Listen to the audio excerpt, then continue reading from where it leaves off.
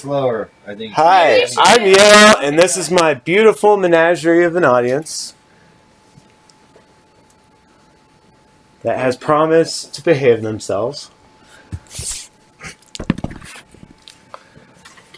Right. More than 20% of healthcare spending is related to the treatment of people with diabetes. And 90 to 95% of those people are diagnosed with type 2 diabetes.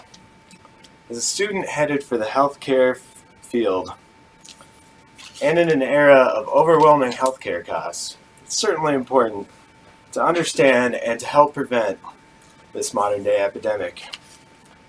Only through education, awareness, and proper access to healthcare can we hope to gain control of this largely preventable disease. As an attempt to raise awareness, we will discuss the risk factors, the statistics, and the trends of this disease. We will discuss the difference between type 1 and type 2 diabetes, the treatment, and the history of the disease. Let's begin by discussing the disease itself. Diabetes, in simple terms, is a lack of insulin.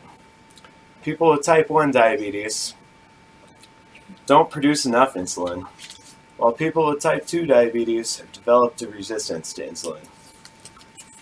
Insulin is a peptide-based hormone that is responsible for the uptake of glucose into cells. When insulin isn't doing its job, blood sugar begins to rise. And high blood sugar can lead to heart disease, blindness, kidney failure, and amputations. So let's talk about the staggering numbers of this disease. 29 million people in this country are diagnosed with type 2 diabetes, while 86 million people have prediabetes. 90% of the people with prediabetes don't even know it. Diabetes is the 7th leading cause of death, and that number may be underreported. Diabetes is one of the earliest recorded diseases. In 1552 BC, Hezi Ra, an Egyptian physician, recorded its condition with frequent urination and emaciation as symptoms. Hezi Ra connected the condition with the overindulgence in rice and flour. In fact, throughout most of history, diabetes has been associated with the affluent. The word diabetes comes from the Greek word diabetes, which means to pass through or literally to siphon. In the 1700s, doctors began to notice that they could manage symptoms with diet and exercise.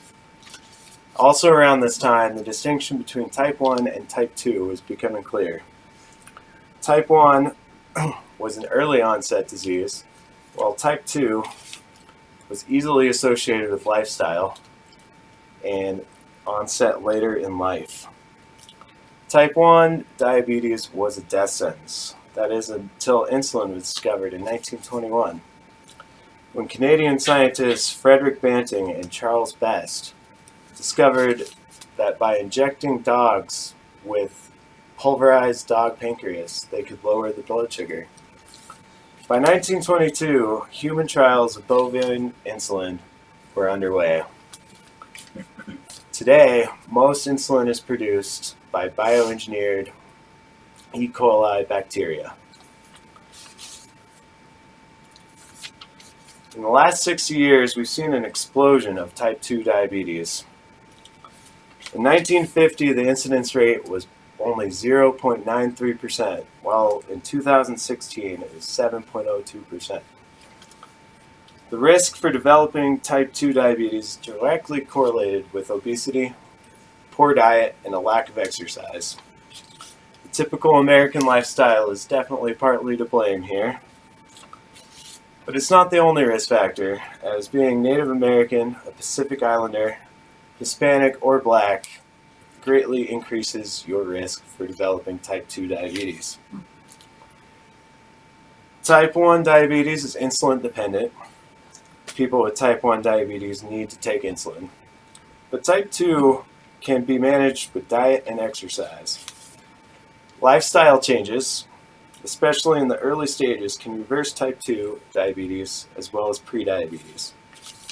And pre-diabetics can almost always avoid moving to the full-blown type 2 diabetes with the lifestyle changes.